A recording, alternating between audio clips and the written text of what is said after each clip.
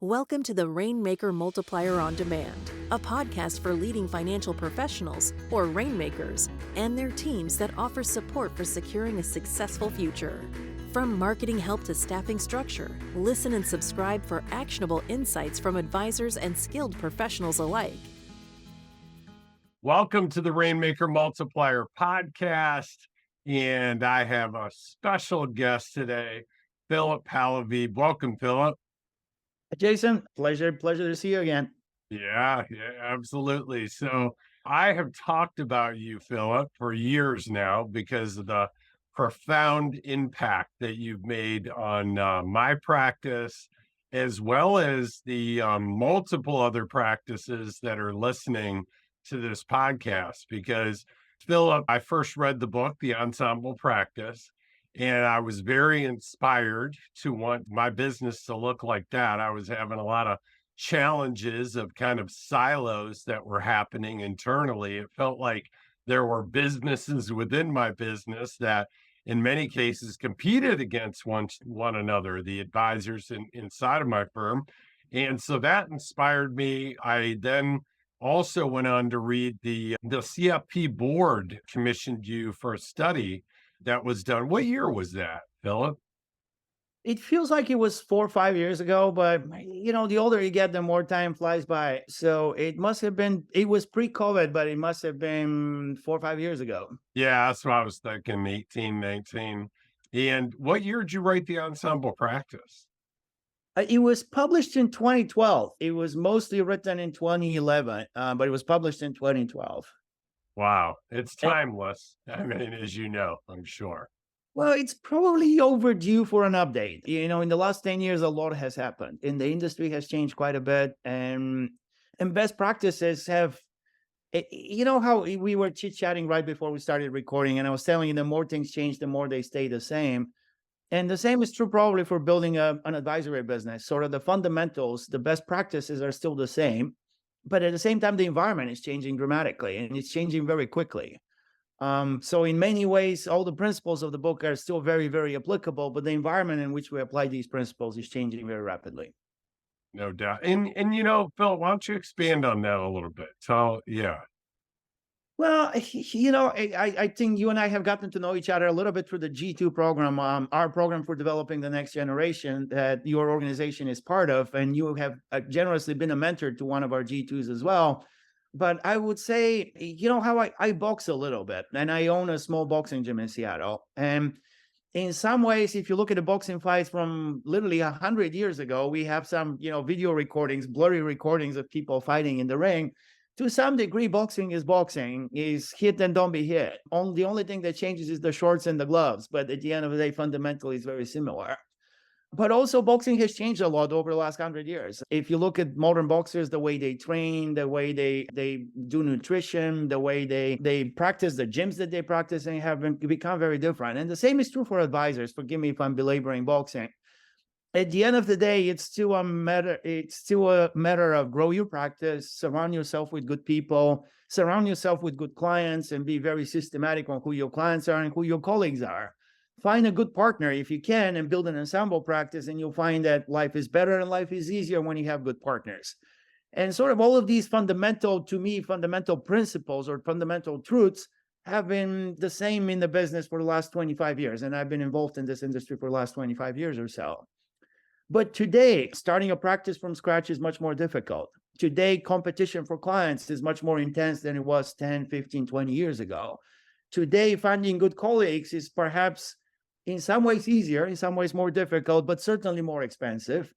And a lot of people have a lot of colleagues and a lot of partners. And some of those partners are somewhat surprising partners. We have witnessed all the consolidation, mergers and acquisitions.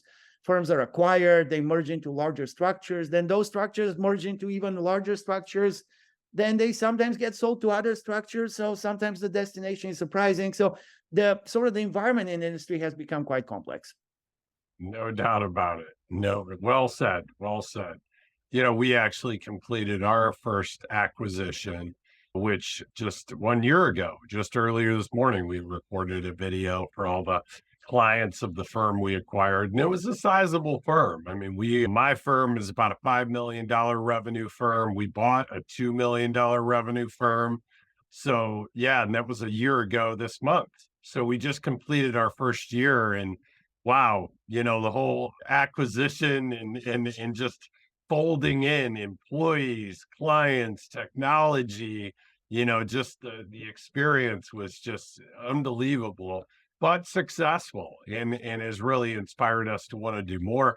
I will say to you, Philip, there is no way we would have been able to successfully do that if it weren't for the changes and the evolutions that we underwent that you inspired, through the book and the CFP study. So definitely, and that's what I really am excited about sharing with the listeners. I will endorse the G2 program.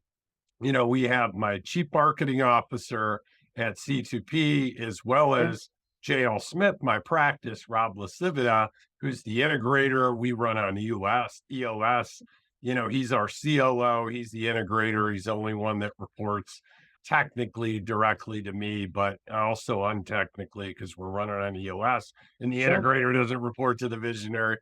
But we all know how how that works.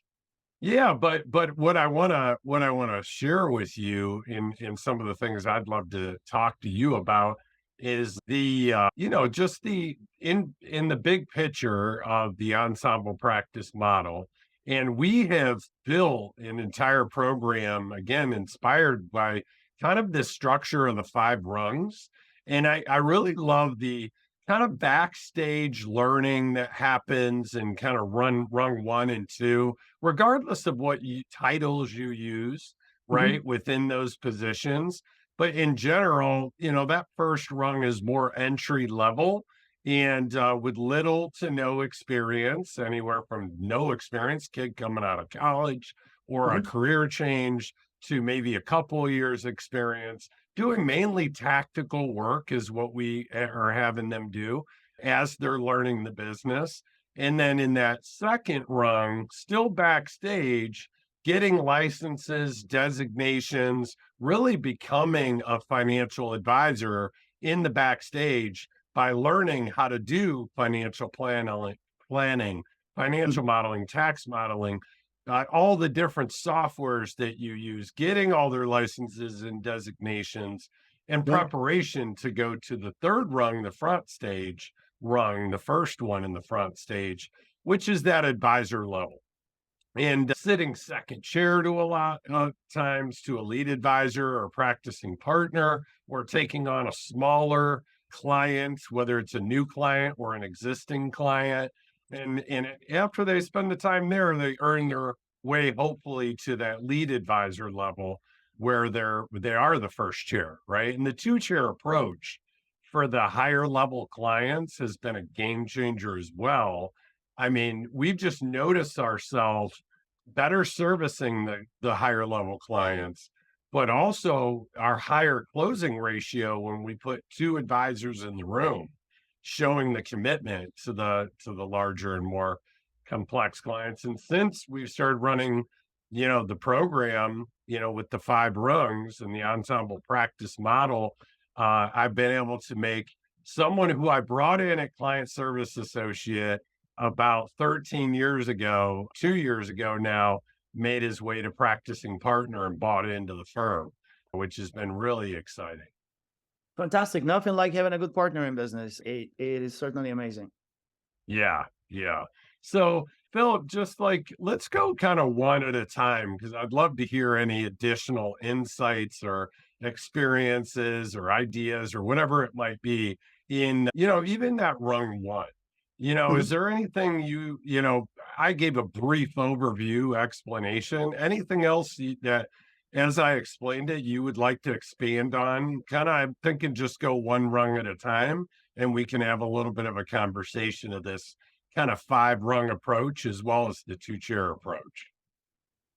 So, we're talking about career track. So let's very briefly summarize the concept of a career track. A career track is really just a step-by-step plan of taking someone who is entering our industry, the financial advisory industry, And the career track takes them from the time they enter into the industry, the time they first say, okay, I raise my hand and I would like to be a financial advisor, to the time where we say you are fully developed, you are ready to be a fully developed, fully functional, fully productive financial advisor.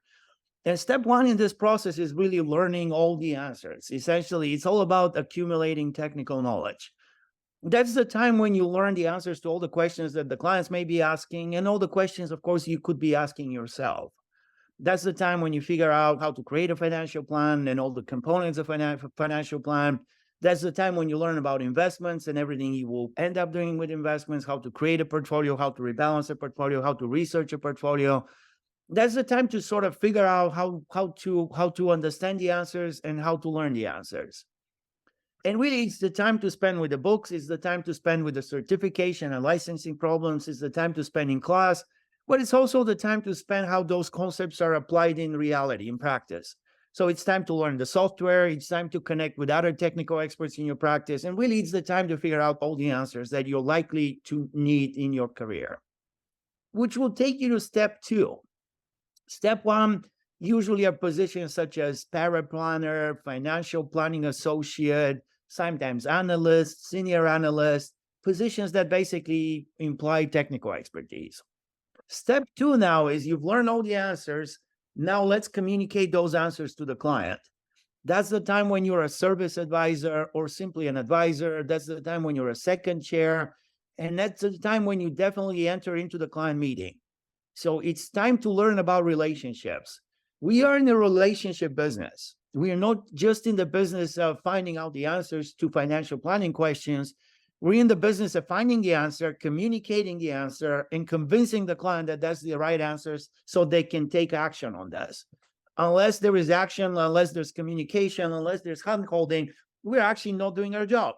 Much like the job of a doctor is not just to diagnose the disease, but also to treat the patient, to convince the patient to follow the treatment, to be an accountability partner to the patient, to make sure they're taking their medication, to make sure they're doing everything they need to do, and to see it through, to see it all the way until the patient is recovered and perhaps beyond.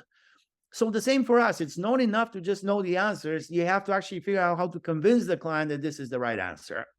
And that's when the service advisor stage comes in. That's when you join the client meeting, and that's when you work behind a lead advisor, learning how to communicate, learning how to be present in the meeting, learning how to hold a hand. That will take you to the third stage, which is really the lead advisor stage. You know the answers. You've seen how to communicate those answers. Now you got to take the lead. In other words, you got to convince the client that you're worthy of being their advisor, that you not only know the answers and you can communicate the answers, but you long-term can create a relationship of trust, a relationship where the client feels that their goals are of paramount importance to you and their goals have sufficient probability for success. In other words, you got to inspire trust. Right. And those two things are a little bit challenging in our industry. There's almost a theory that financial planning is just a technical profession, that it's enough to know the answers. And there's certainly some kind of a role for somebody who's a technical expert, but that's a very limited role. Knowing just the answers is a little bit like knowing all the X's and O's of football, but never playing the game. Right. Playing football is a lot more than X's and O's. Just like boxing, there are people hitting you and there are people chasing you. So the X's and O's kind of go out the window very quickly. So it's very important that we understand that financial planning is not just X's and O's and just technical work. It's also communicating to the client how all of this technical work can work to their advantage, how the client can succeed using this technical knowledge. And it really requires that step of communicating well with the client, and then the next step of inspiring trust so that the clients come to you and stay with you. Right. Which is the next transition is you've learned the answers, you've learned how to communicate the answers, you've learned how to lead a relationship and inspire trust. And now the fourth stage is about creating a business and actually adding more clients to the farm. I very much believe that part of the career track of a financial advisor is also the ability to attract more clients. I believe that we're not just technical experts, that we're also leaders of client relationships. This is a relationship business, not just a technical business. And then if you want to be successful in this relationship business, you got to be able to create new relationships. I'm not talking about sales. I'm not talking about running around town with a billboard on your chest. I'm not talking about, radio advertising. I'm talking about creating a reputation for doing your job really, really well, so other clients want to work with you. And to be honest, I always struggle to understand, how is it possible for an advisor to have great relationships and not be able to add more? Usually when you have great relationships, people talk about you. And when people talk about you, more people come to work with you. So to me, being able to generate more relationships through referrals, unsolicited referrals from your existing clients, is fundamental to our profession as well. Just like it's fundamental to boxing that you not only have the technique to defend yourself, but also you hit the other guy every once in a while. So it's the same with the advisory industry. It's the same with any human activity. It's not enough to be a great writer. You also got to get people to buy your book. It's not enough to be a great actor. You got to put people in the stands to witness your greatness. So the same is true for advice. It's not enough to be just a great relationship manager. Those great relationships need to translate into also growth. They need to translate into opportunity, because your team is going to need that opportunity. And that's sort of the final thought of this very long speech about career tracks. The career track requires you to surround yourself with a team. Advice is a team sport. It's not an individual sport. Even boxing is not an individual sport. You always have teammates, you always have coaches, you always have people in your corner. You should never do it alone. It's very dangerous to do it alone. So you got to surround yourself with a good team, and that good team is going to need opportunity, and that opportunity comes from growth. Without growth, we have stagnation, and stagnation never retains great people. And that's the reason why we talk about creating ensemble practices. Nothing wrong with having a solo practice, but it's much more difficult to sustain that energy and to retain the people around you when you're all by yourself.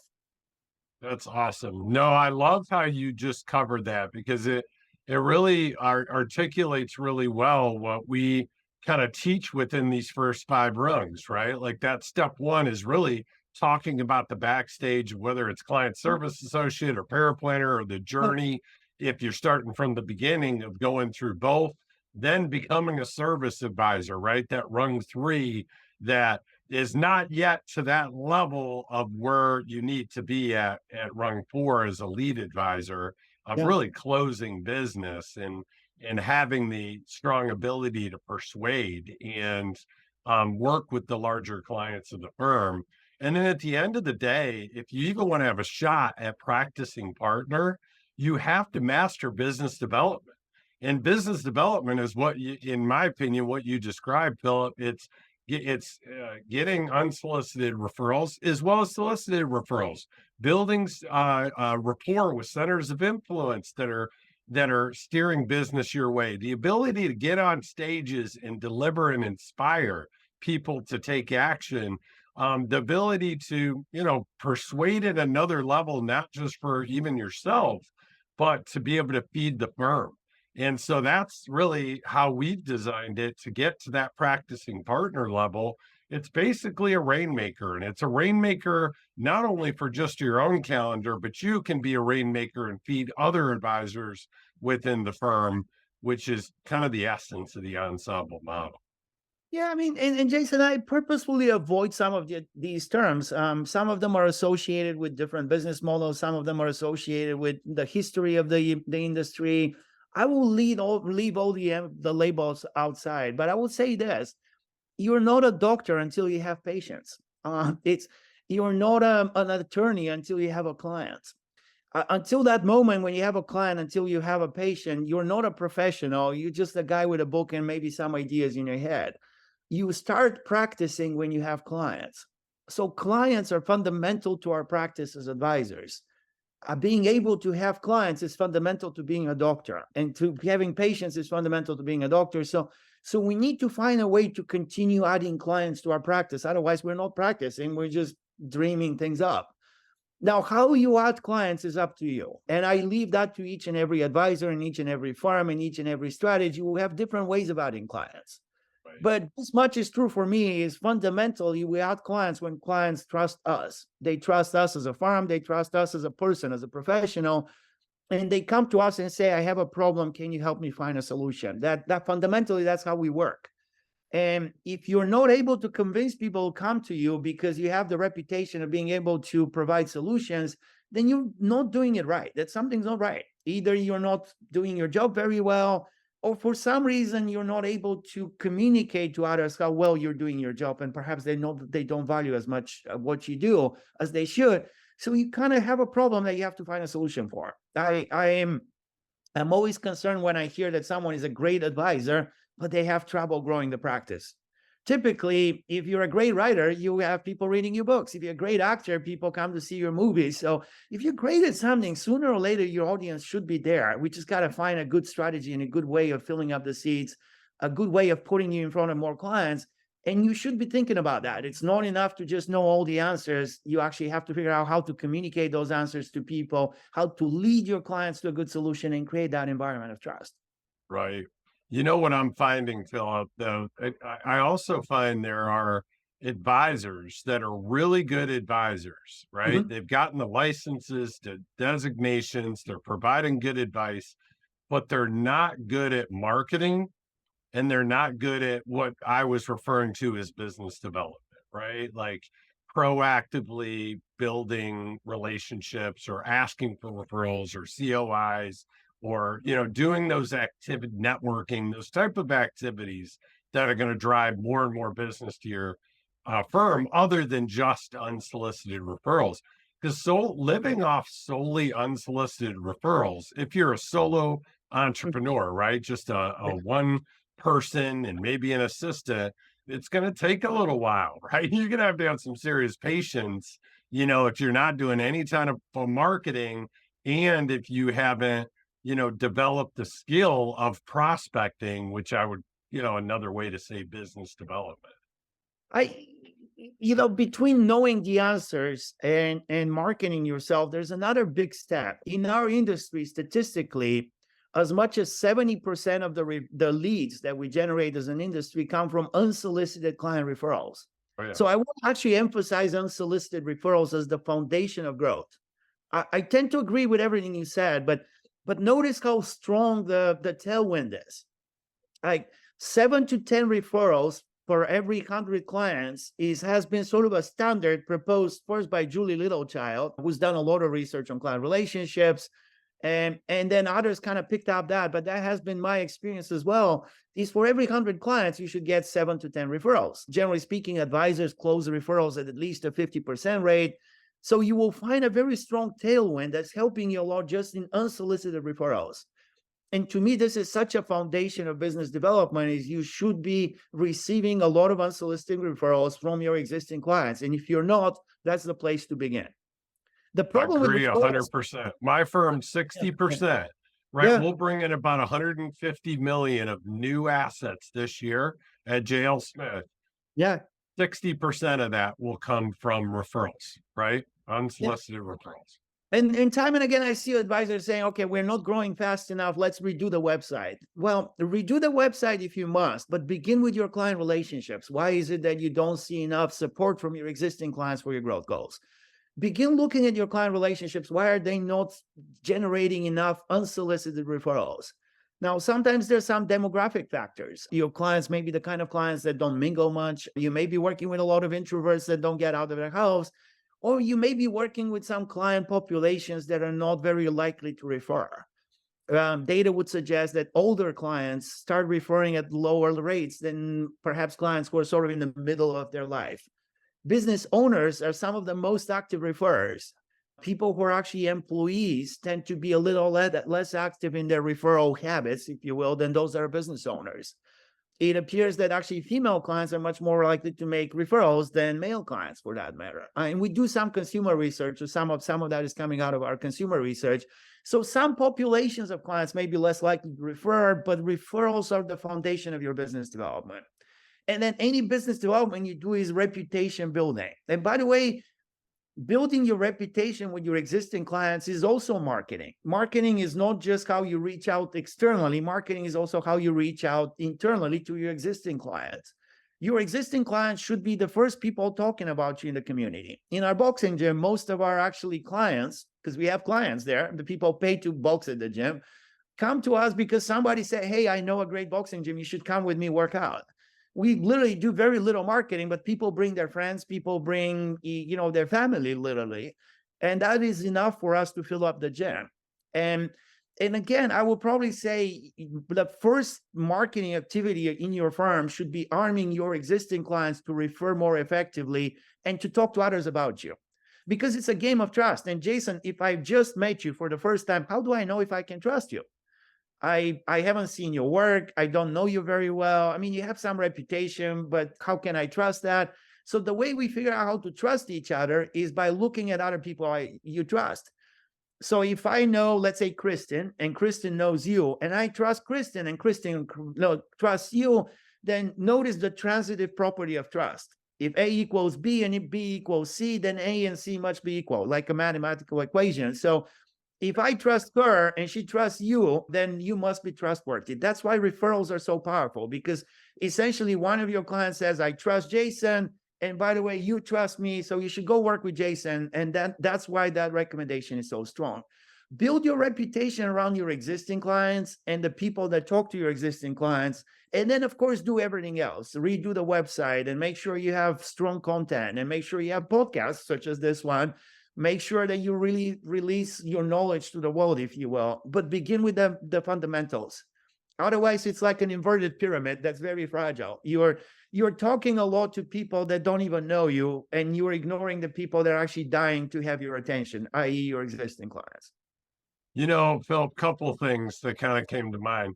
The client experience, right? Like even your gym, right? I'm sure you think about what the experience people are going to have from the time they enter your gym, and if they want to join, and who they talk to, what the environment is, what the cleanliness of the gym is, right? What it sounds like, what it looks like, all those different things matter. So curating an unbelievable client experience and down to your financial planning process, and how simple do you make it? How easy do you make it? When's the last time you had someone go through your financial planning process on your team, or even yourself flipping roles and going through with one of your advisors to see what emails they get, what phone calls they get, what the entire experience is like? I think is just as important as anything.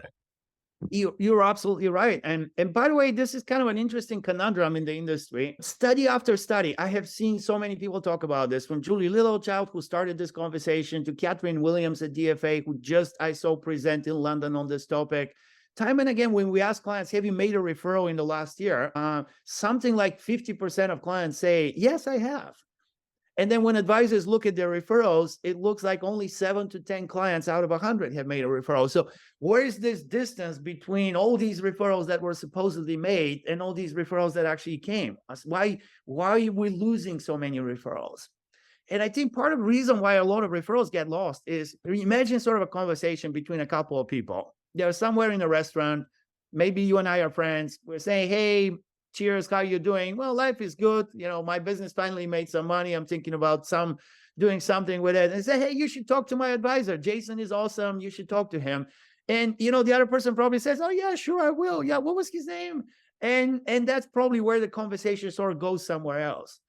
Next morning, some wine was had. Next morning, this person may or may not remember your full name, may or may not remember the name of your firm. They may or may not feel the same way about actually giving a financial advisor a call, and that sort of drifts towards the back of their attention, and they forget about it. So for one person, they made a referral because they said your name, but for the other person, this really was of very little consequence. It was just a conversation, which is why I think you also kind of maybe have to think about how to enable your clients to actually make referrals that have better probability of success. One of the things that we do in the boxing gym, for example, is to say, hey, look, bring your friend, bring them with you. And we will give them first session for free, which is the free part is not that important. But the important part is just bring them over. They don't need any equipment. They don't need to know anything about it. We will walk them through it.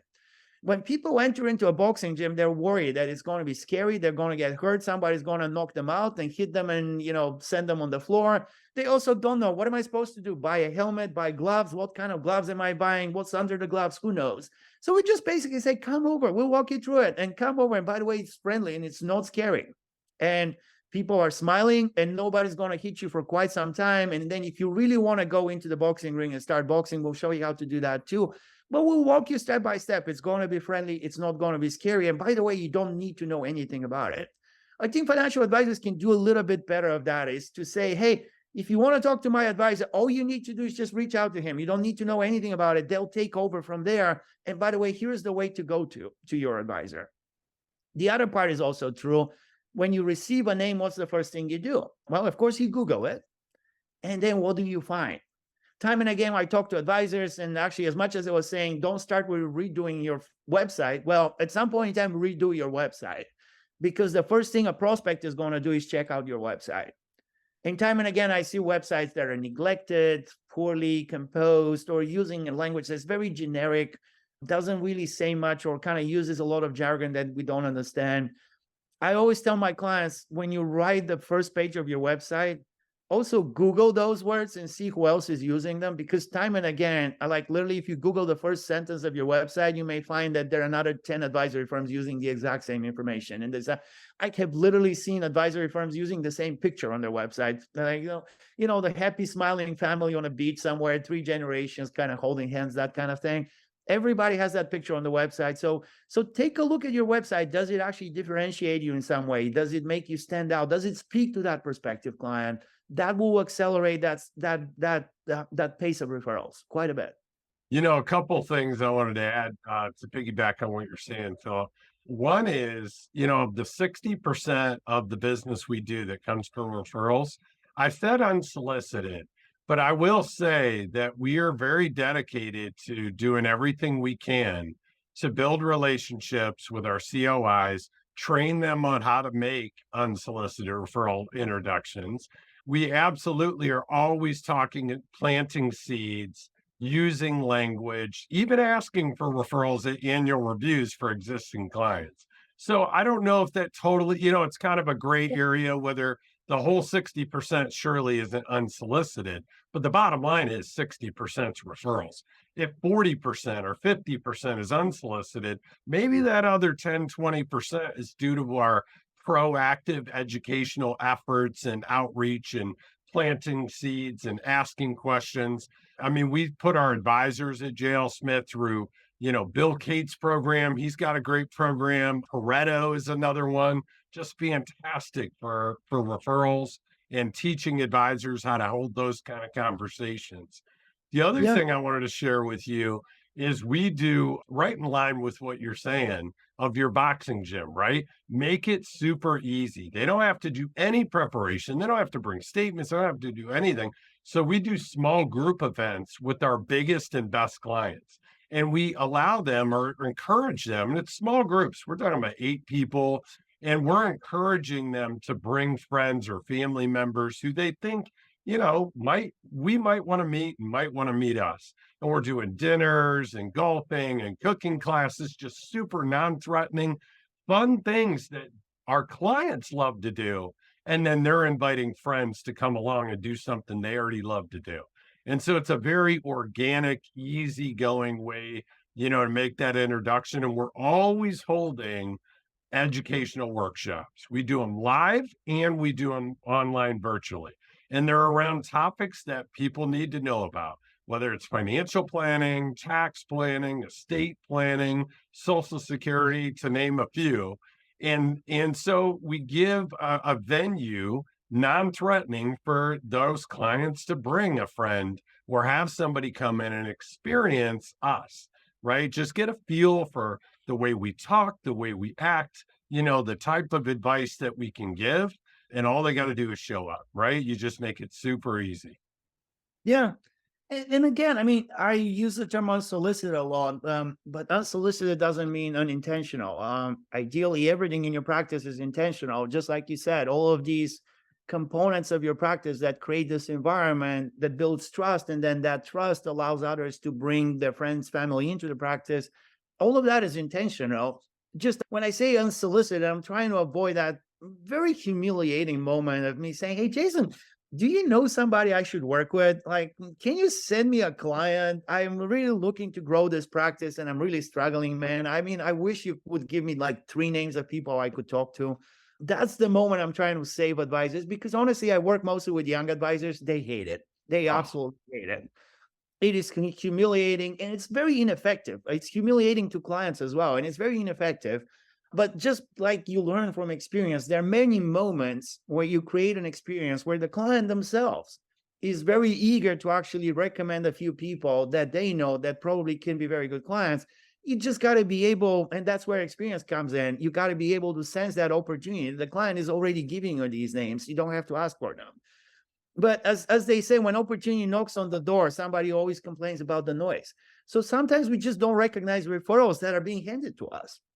If a client is mentioning a name 3-4 times in a conversation, they really want you to do something with that name. As they say in theater, I think Chekhov, the Russian playwright, says that if in the beginning of the play there's a gun on the wall, by the end of the play, that gun needs to fire. So if a client is repeatedly bringing up a name in conversation, they have something in mind for that name. That gun has to fire. They have some idea of what they want to do with that name. So ask about that person. What is the relationship? Why are they bringing it up? Or do they think this is a potential client for you? Or is this somebody you should know about for some reason? Kind of keep track of the people that clients are related to or clients bring up in conversations.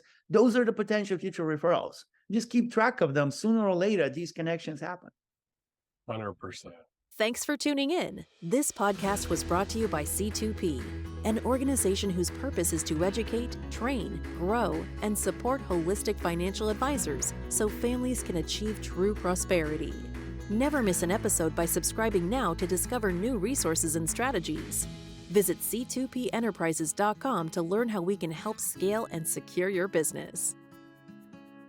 At the time of delivery and any subsequent publishing, information was deemed reliable but is subject to change by the time of viewing. The contents of this piece include the opinions and projections of C2P Enterprises, are subject to change, and are for informational purposes only. The information provided in this presentation is not intended to be individual investment, tax, or legal advice.